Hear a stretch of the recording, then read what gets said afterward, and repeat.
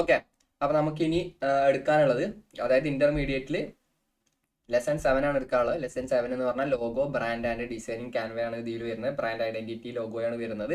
ഈ ചാപ്റ്റർ എന്ന് പറഞ്ഞാൽ നമ്മൾ ഈ ലെസൺ എന്ന് പറഞ്ഞാൽ നമുക്ക് സെപ്പറേറ്റ് ചാപ്റ്റർ ആയിട്ടാണ് എടുക്കാനുള്ളത്.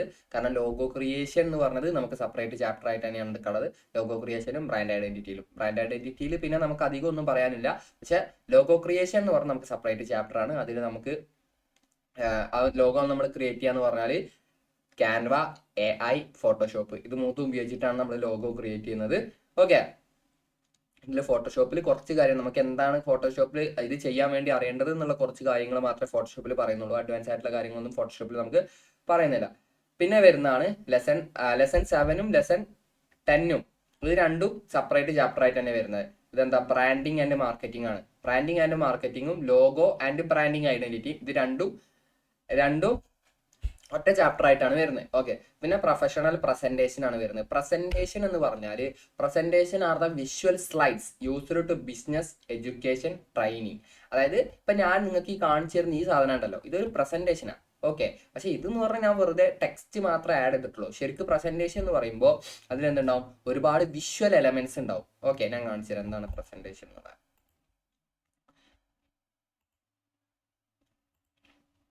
കണ്ടോ, ഇത് പ്രസന്റേഷനാണ്. ഇതൊരു പ്രസന്റേഷൻ ആണ്. ഇപ്പോൾ ഞാൻ എന്താ പറയുക, എനിക്കൊരു കമ്പനി ഉണ്ട്. എൻ്റെ ക്ലയൻസിന് പറയാണ്, നമ്മളെ ഞാനിപ്പോൾ ഒരു സ്റ്റുഡൻ്റ് ആണ്. ഞാൻ ഫൈനൽ ഇയർ പ്രൊജക്റ്റ് ചെയ്യാണ്. എന്നിട്ട് ഫൈനൽ ഇയർ പ്രൊജക്റ്റ് ഞാൻ എന്ത് ചെയ്യാണ്, പ്രസന്റ് ചെയ്യാണ്.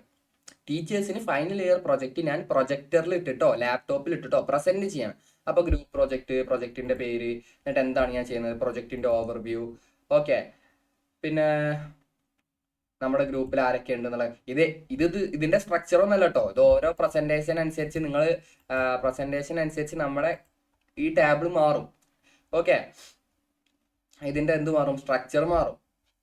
ഓക്കെ അല്ലേ. പ്രസന്റേഷൻ നമ്മൾ അധികം എടുക്കുന്നില്ല. പ്രസന്റേഷൻ നിങ്ങൾ എന്ത് ചെയ്താൽ മതി, ടെംപ്ലേറ്റ് യൂസ് ചെയ്താൽ മതി. കാരണം പ്രസന്റേഷൻ നിങ്ങൾക്ക് വർക്ക് വരിക എന്നുള്ളത് ഒരു വളരെ ചാൻസ് കുറവുള്ള പ്രസന്റേഷൻ വർക്ക് ഞാൻ ഇതുവരെ ചെയ്തിട്ടില്ല, എനിക്ക് ഇതുവരെ വന്നിട്ടില്ല. കാരണം പ്രസന്റേഷൻ എന്നൊക്കെ പറയുന്നത് പേഴ്സണലൈസ്ഡ് ആയിട്ട് ചെയ്യുന്നതാണ് പ്രസന്റേഷൻ.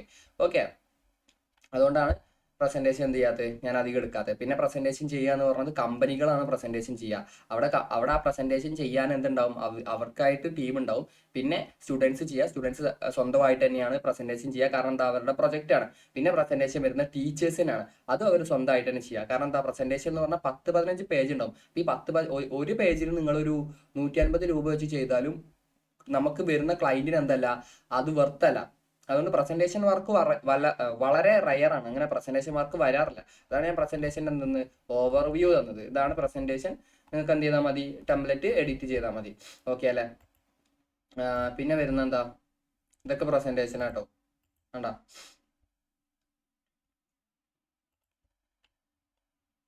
പിന്നെ lesson 9 AI powered graphic designing. ഇതും നമുക്ക് സെപ്പറേറ്റ് ചാപ്റ്റർ തന്നെയാണ് വരുന്നത്. AI prompt engineering and AI tools എന്ന് പറഞ്ഞ സെപ്പറേറ്റ് ചാപ്റ്റർ തന്നെയാണ് ഇതും വരുന്നത്. ഓക്കെ അല്ലേ. പിന്നെ ലെസൺ 11 വരുന്നത്, പിന്നെ നമ്മൾ അഡ്വാൻസ് കയറി. അഡ്വാൻസിൽ നമുക്ക് എന്തെങ്കിലും മിസ്സായിട്ടുണ്ടെങ്കിൽ അത് മാത്രമേ ഞാൻ ഇവിടെ ലിസ്റ്റ് ചെയ്തിട്ടുള്ളൂ. അല്ല, മിസ്സായതല്ല, ഇവിടെ ലിസ്റ്റ് ചെയ്തതിൽ ഒട്ടുമിക്ക കാര്യങ്ങളും നമ്മൾ പറഞ്ഞ തന്നെയാണ്. ഓക്കെ, ആ സംഭവം എന്ന് വെച്ചാൽ നമ്മൾ ബിഗിനിങ് എടുത്തില്ലേ, ബിഗിനിങ്ങിൽ നമ്മൾ എല്ലാം കവർ ചെയ്തിട്ടുണ്ട്. ശരിക്കും ഈ നമ്മൾ ഷാഡോ ക്രിയേറ്റ് ചെയ്തില്ലേ, അതായത് നമുക്ക് ഷാഡോ എന്ന് പറഞ്ഞ ഒരു ഓപ്ഷൻ ഇല്ല. എന്നിട്ട് എന്ത് ചെയ്തു, നമ്മൾ ഷാഡോ ക്രിയേറ്റ് ചെയ്തു. ഇപ്പൊ ഇവിടെ നമ്മൾ ഡ്യൂപ്ലിക്കേറ്റ് എടുത്തിട്ട് എന്ത് ചെയ്തു, ഷാഡോ ക്രിയേറ്റ് ചെയ്തില്ലേ. ഓക്കെ, ഈ ഷാഡോ ക്രിയേറ്റ് ചെയ്യാന്നൊക്കെ പറയുന്നത് അഡ്വാൻസ് ലെവലിൽ വരുന്നതാണ്. ഓക്കെ, അത് നമ്മൾ അവിടെ തന്നെ പറഞ്ഞതുകൊണ്ടാണ് പിന്നെ നമുക്ക് ഇവിടെ വരാണ്ട്. ഗ്രേഡിയന്റ് എന്താ നമ്മൾ പറഞ്ഞു, ഇതൊക്കെ അഡ്വാൻസ് ലെവലിൽ വരുന്ന. പിന്നെ 3D ടെക്സ്റ്റ്, എങ്ങനെയാണ് നമ്മൾ ടെക്സ്റ്റ് 3D ആക്കാന്ന് പറഞ്ഞു. പിന്നെ ലെയേർഡ് ഡിസൈനിങ്, സെയിം സാധനം തന്നെ. 3D ടെക്സ്റ്റ് തന്നെയാണ് അതും. പിന്നെ നിയോൺ എഫക്റ്റ് എന്ന് പറഞ്ഞാൽ ഞാൻ പറഞ്ഞത് നിയോൺ എഫക്റ്റ് എന്താണ്. നിയോൺ എഫക്റ്റ് എന്ന് പറഞ്ഞാൽ ടെക്സ്റ്റ് എടുക്കുക, എഡിറ്റ് എഫക്ട്സ് പോവുക. കണ്ടാ നിയോൺ, ഈ ഒരു ലൈറ്റ് എഫക്റ്റ് കാണുന്നുണ്ടെങ്കിൽ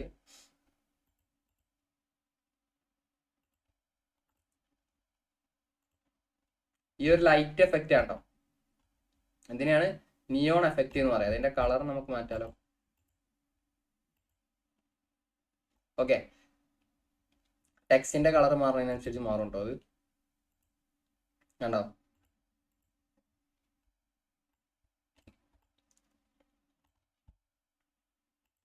ഈ ഒരു ലൈറ്റ് എഫക്റ്റിനെയാണ് നിയോൺ എഫക്റ്റ് എന്ന് പറയുക.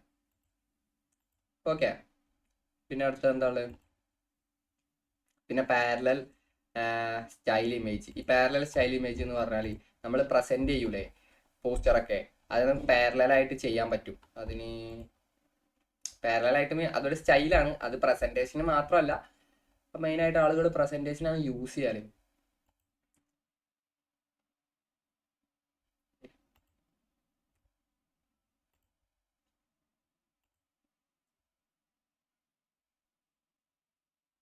ഓക്കെ, ആദ്യം ഞാൻ എന്ത് ചെയ്യാം, നമ്മൾ ചെയ്തൊരു ഡിസൈനിൻ്റെ മേലെ വീണ്ടും ഒരു ഡിസൈൻ തന്നെ ഇട്ടിട്ട് ബാക്ക്ഗ്രൗണ്ട് ബ്ലർ ചെയ്തിട്ട് വെക്കുന്നതിനെയാണ് പാരലൽ എഫക്റ്റ് എന്ന് പറയാം.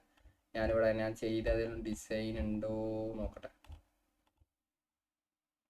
നമ്മൾ ചെയ്ത ഡിസൈന്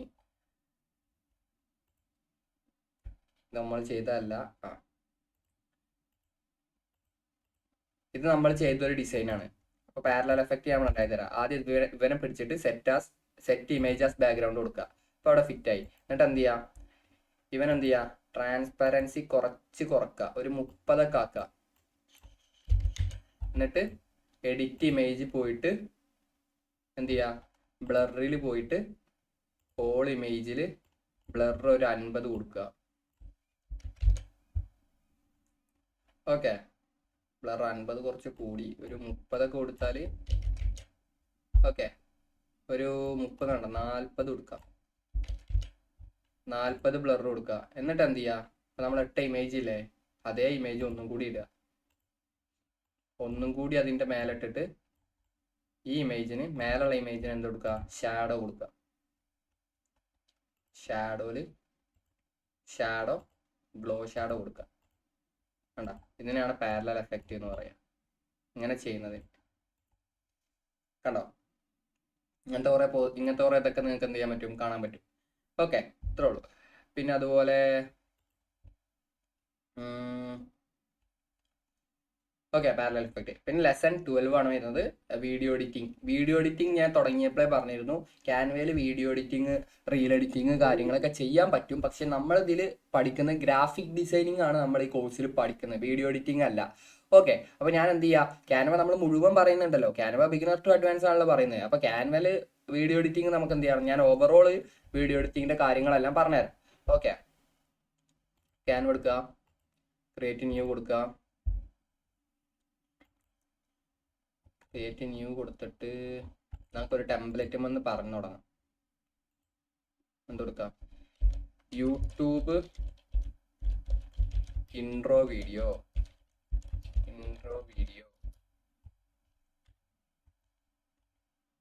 അപ്പോൾ നമുക്ക് എന്ത് കിട്ടി, ഇവിടെ ഇഷ്ടംപോലെ ഇൻട്രോ വീഡിയോസ് കിട്ടി. ഓക്കെ, ഇഷ്ടം പോലെ യൂട്യൂബ് ഇൻട്രോ വീഡിയോസ് ഉണ്ട്. അപ്പോൾ എനിക്ക് എന്താ വേണ്ടത്, ഞാൻ ടെംപ്ലേറ്റ് യൂസ് ചെയ്തിട്ട് ഞാൻ പറഞ്ഞിരുന്നു കേട്ടോ. അപ്പോൾ നമുക്ക് ഇത് എടുക്കാം, അതിനെ കസ്റ്റമൈസ് ചെയ്യാം.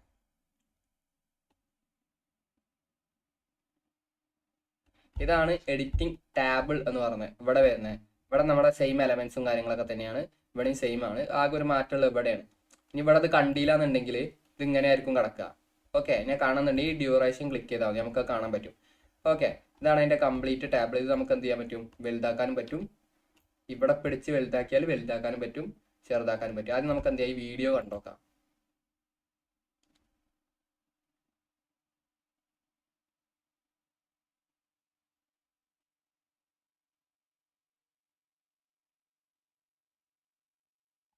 ഓക്കെ, ഇത് ടെംപ്ലേറ്റാ.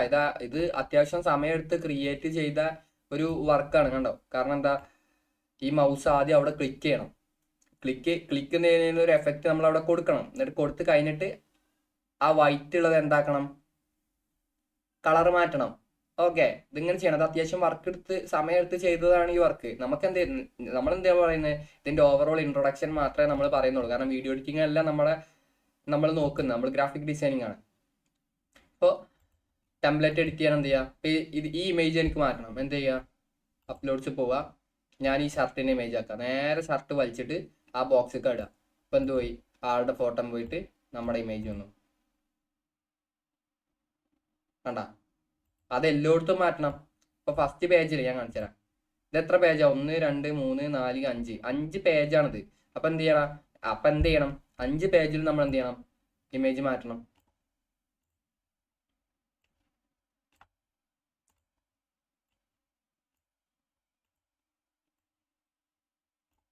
ഓക്കെ, ഇനിയിപ്പോൾ ടെക്സ്റ്റ് മാറ്റണം. ക്ലിക്ക് ചെയ്യുക, ടെക്സ്റ്റ് മാറ്റുക. എന്ത് ടെക്സ്റ്റ് ആണോ മാറ്റേണ്ടത് അതിന്മേൽ ഡബിൾ ക്ലിക്ക് ചെയ്തിട്ട് എന്ത് മാറ്റിയാൽ മതി? അതിൻ്റെ ടെക്സ്റ്റ് മാറ്റിയാൽ മതി. അതെന്ത് മാറ്റണം? മാറ്റുമ്പോൾ എല്ലാത്തും മാറ്റണം. അതിൽ ആ പേജിൽ മാത്രമേ ഉള്ളൂ. ഇനി ഇവിടെ യൂട്യൂബ് ചാനലിൻ്റെ പേര് മാറ്റണം. അതിന്മേൽ ഡബിൾ ക്ലിക്ക് ചെയ്യുക, മാറ്റുക. ഓക്കെ, അത്രേ ഉള്ളൂ. എന്തെന്ന് പറഞ്ഞേ? ഇതിലെന്ന് പറഞ്ഞത്. പിന്നെ ഇവിടെ ശ്രദ്ധിക്കേണ്ട കാര്യം എന്ന് പറഞ്ഞാൽ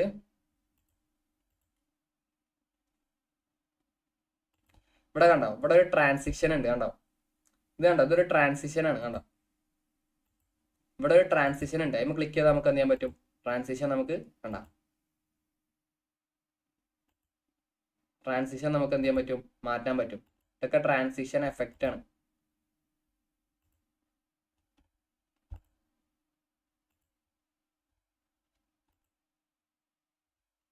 കണ്ട, അതിന്റെ സ്പീഡ് അഡ്ജസ്റ്റ് ചെയ്യാനും കാര്യം. ഈ സ്പീഡ് എന്ന് പറയുന്നത് പ്രീമിയം വെർഷനിലേ കിട്ടുള്ളൂ. ഓക്കെ, ഇതൊക്കെ ട്രാൻസിഷൻ ആണ്. കണ്ട, അത് നമുക്ക് എന്ത് ചെയ്യാൻ മാറ്റാൻ പറ്റും. പിന്നെ ഇവിടെ ഡ്യൂറേഷനിൽ ക്ലിക്ക് ചെയ്താൽ നമുക്ക് ടെക്സ്റ്റ് ആഡ് ചെയ്യണമെങ്കിൽ ടെക്സ്റ്റ് ആഡ് ചെയ്യുക. ടെക്സ്റ്റ് ആഡ് ചെയ്തിട്ട് അതിന് ട്രാൻസിഷനും കൊടുക്കണം എന്നുണ്ടെങ്കിൽ കൊടുക്കുക. അതൊക്കെ അഡ്വാൻസ്. ഒന്നും കൂടെ വീഡിയോ എഡിറ്റിങ്ങിലോട്ട് ഫോക്കസ് ചെയ്യുമ്പോൾ നമുക്ക് അതിൻ്റെ ഒക്കെ ആവശ്യം വരുള്ളൂ. നമ്മൾ വീഡിയോ എഡിറ്റിങ്ങിലോട്ട് ഫോക്കസ് ചെയ്യുന്നില്ല. ഇനിയിപ്പോൾ അത് എന്ത് ചെയ്യണം? എക്സ്പോർട്ട് ചെയ്യണം. നമ്മൾ ക്യാൻവയിൽ വീഡിയോ എഡിറ്റിങ്ങും റീൽ എഡിറ്റിങ്ങും കംപ്ലീറ്റ് നമ്മൾ ടെംപ്ലേറ്റ് യൂസ് തന്നെയാണ് ചെയ്യുക. ഓക്കെ, ടെംപ്ലേറ്റ് യൂസ് ചെയ്തിട്ട് എങ്ങനെ ചെയ്യുക എന്നുള്ളതാണ് ഞാൻ പറയുന്നുള്ളൂ. ഞാൻ സ്ക്രാച്ചിൽ നിന്ന് എടുത്ത് ചെയ്യുന്നത് ഞാൻ പറഞ്ഞില്ല. അപ്പോൾ നമ്മൾ ഈ ടെംപ്ലേറ്റ് യൂസ് ചെയ്തിട്ട് ടെംപ്ലേറ്റ് എഡിറ്റ് ചെയ്തു. ഓക്കെ, ടെംപ്ലേറ്റിൽ വരുത്തേണ്ട ചേഞ്ചസ് ഒക്കെ നമ്മൾ എന്ത് വരുത്തിയിട്ടുണ്ട്. ഇനി നമ്മൾ എന്ത് ചെയ്യുക? ഇതിനെ നമുക്ക് എക്സ്പോർട്ട് ചെയ്യണ്ടേ, അതായത് നമുക്ക് ഷെയർ ചെയ്യണ്ടേ. അപ്പോൾ ഷെയർ ക്ലിക്ക് ചെയ്യുക, ഡൗൺലോഡ് ക്ലിക്ക് ചെയ്യുക. എന്നിട്ട് വേണ്ട ഇവിടെ MP4 വീഡിയോ തന്നെ ആക്കുക. ഡിഫോൾട്ടായിട്ട് MP4 വീഡിയോ തന്നെ വരും. വീഡിയോ ആയതുകൊണ്ട് ഇവിടെ കൂട്ടിയിടുക. High quality ആക്കണ്ടോ. ഇതിപ്പോൾ 4K ആയി. ആണോ, 1080p. ഇത് ക്ലിയർ ആണ് കേട്ടോ. എത്രത്തോളം അതിൻ്റെ റെസൊല്യൂഷൻ ആണ്? 720p. ഒന്നും കൂടി കുറഞ്ഞു, കുറഞ്ഞു, ഒന്ന് കൂടി, നല്ലോണം കൂടി. 4K നമുക്ക് എക്സ്പോർട്ട് ചെയ്യാൻ പറ്റുക. ഓക്കെ, ഇനി എന്ത് ചെയ്യുക? ഡൗൺലോഡ് കൊടുക്കുക. അപ്പോൾ എന്താവും? ആ വീഡിയോ ആയിട്ട് തന്നെ അത് ഡൗൺലോഡ് ആയിട്ട് വരും. അത്രേ ഉള്ളൂ ക്യാൻവയിൽ വീഡിയോ എഡിറ്റിംഗ് എന്ന് പറഞ്ഞത്. ബേസിക് ആയിട്ടുള്ള എങ്ങനെ ടെംപ്ലേറ്റ് യൂസ് ചെയ്യാന്നുള്ള കാര്യം മാത്രമേ ഞാൻ പറഞ്ഞിട്ടുള്ളൂ. ക്യാൻവയിൽ വീഡിയോ എഡിറ്റിംഗ് ഒന്നും കൂടെ നമുക്ക് അഡ്വാൻസ് ആയിട്ട് കുറേ കാര്യങ്ങൾ വീഡിയോ എഡിറ്റിംഗിലുണ്ട്. ഞാൻ ബേസിക് ആയിട്ടുള്ള കാര്യം മാത്രമേ പറയുന്നുള്ളൂ. ഓക്കെ, കാരണം എന്താ, നമ്മൾ വീഡിയോ എഡിറ്റിംഗ് അല്ല നമ്മൾ ഫോക്കസ് ചെയ്യുന്നത്. നമ്മൾ ഗ്രാഫിക് ഡിസൈനിങ് ആണ് എന്ത് ചെയ്യുന്നത്? നമ്മൾ ഫോക്കസ് ചെയ്യുന്നത്. ഇനി മോഷൻ ഗ്രാഫിക്സും കാര്യങ്ങളെല്ലാം ഇവിടെ ഉണ്ട് കേട്ടോ. ഞാൻ മനസ്സിലാക്കാം. മോഷൻ ഗ്രാഫിക്സ്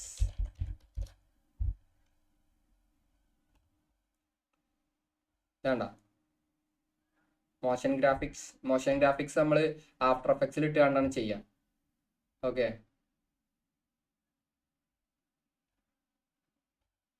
ഇതൊക്കെ എന്ത് ചെയ്താൽ മതി? നമുക്ക് സിമ്പിളായിട്ട്, ഇതിപ്പോൾ ഒരു ബർഗറിൻ്റെ മോഷൻ ഗ്രാഫിക്സ് ആണ്. സിമ്പിളായിട്ട് നമ്മൾ എന്ത് ചെയ്താൽ മതി?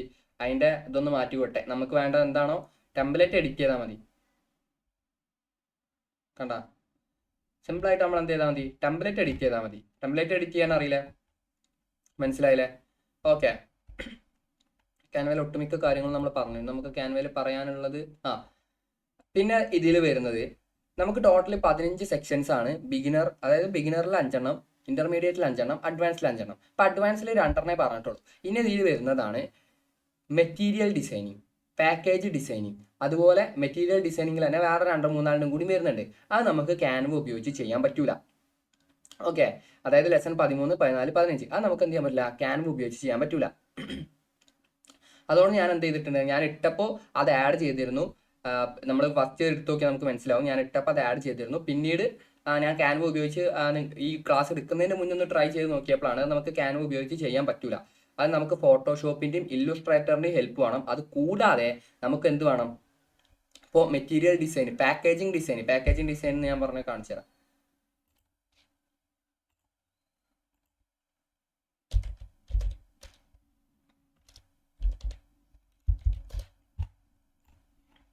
ഇതിനെയാണ് പാക്കേജിങ് ഡിസൈൻ എന്ന് പറയാം. കണ്ട, ഈ പാക്കേജിങ് ഡിസൈൻ ചെയ്യണമെന്നുണ്ടെങ്കിൽ നമ്മുടെ കയ്യിൽ പ്രിന്റർ വേണം. ഓക്കെ, അതുപോലെ നമുക്ക് അതിന്റെ കറക്റ്റ് ഡയമെൻഷൻസും ഈ പാക്കേജിങ് ഡിസൈൻ ചെയ്യാന്ന് പറഞ്ഞാൽ നമ്മളും പ്രിന്ററും നമ്മുടെ ക്ലയന്റും മൂന്നാളും കൂടി ചേർന്നിട്ടാണ് പാക്കേജിങ് ഡിസൈൻ ചെയ്യുക.